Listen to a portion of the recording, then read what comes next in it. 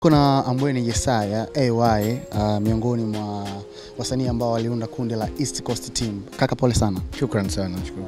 Jana nilikuwa natazama mahojiano fulani ya King Chris GK. Moja kati ya kitu ambacho alikuwa anasema ni kwamba mama alikuwa anatoa support kubwa sana kwenye kundi leno la East Coast, na alikuwa anahakikisha kwamba akimsupport GK anamsupport AY kama AY na kwa support nyingine, lakini pia kundi kwa ujumla. Natamani sikie kutoka kwako ni yapi mazuri ambayo unayakumbuka na utayaenzi kutoka kwa mama? Ni kweli kwa sababu ametuona tangu tumeanza kufahamiana, na yeye ndo mama yetu ambayo kama mimi nimeshakaa na GK pia.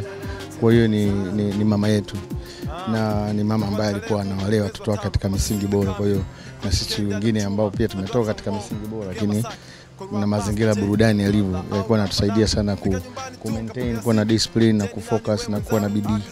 Unaona, kwa hiyo ni mama mzuri, alikuwa mama mzuri sana. Na kiukweli msiba umetugusa watu wote. Ndio maana unaona watu wa East Coast wote wako hapa. Of course nature ya wazazi wengi wa Kitanzania huwa waamini katika vipaji. Mfano kama ambavyo alikuwa anafanya mama kwa support. Pengine kuna wengine wanaamini kwamba nikimruhusu mtoto afanye muziki ataingia kwenye uhuni, atapotea na mambo mengine kama hayo. Kwa upande wa mama ilikuwaje? Alikuwa anashauri nini? Ni vitu gani ambavyo alikuwa anasisitiza pengine labda msifanye ama mfanye kwenye muziki wenu? Hamna, ni ile tu ushauri wa kawaida. Kwa mfano kama mimi mamangu alinipa hela ya studio kwa mara ya kwanza, kwa sababu ukiangalia vitu vingine nilikuwa nafanya vizuri. Kwa hiyo ningekuwa na haribu, I don't think ningekuwa nimepata support yake kwa mara ya kwanza.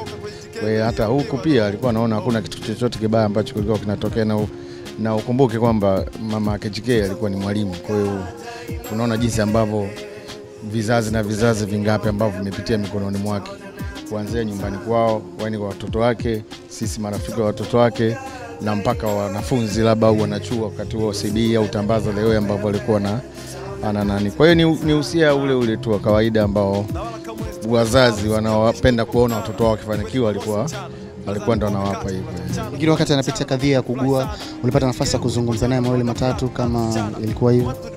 Of course, inakuwa hapa tulikuwa tunakuja hata mama kiumwa au kipindi kutokea matatizo, misiba kitokea, au siku nyingine tunakaa tu ile tunakumbukana wenyewe kwa wenyewe, tunakaa kwa ajili ya kufurahi na nini.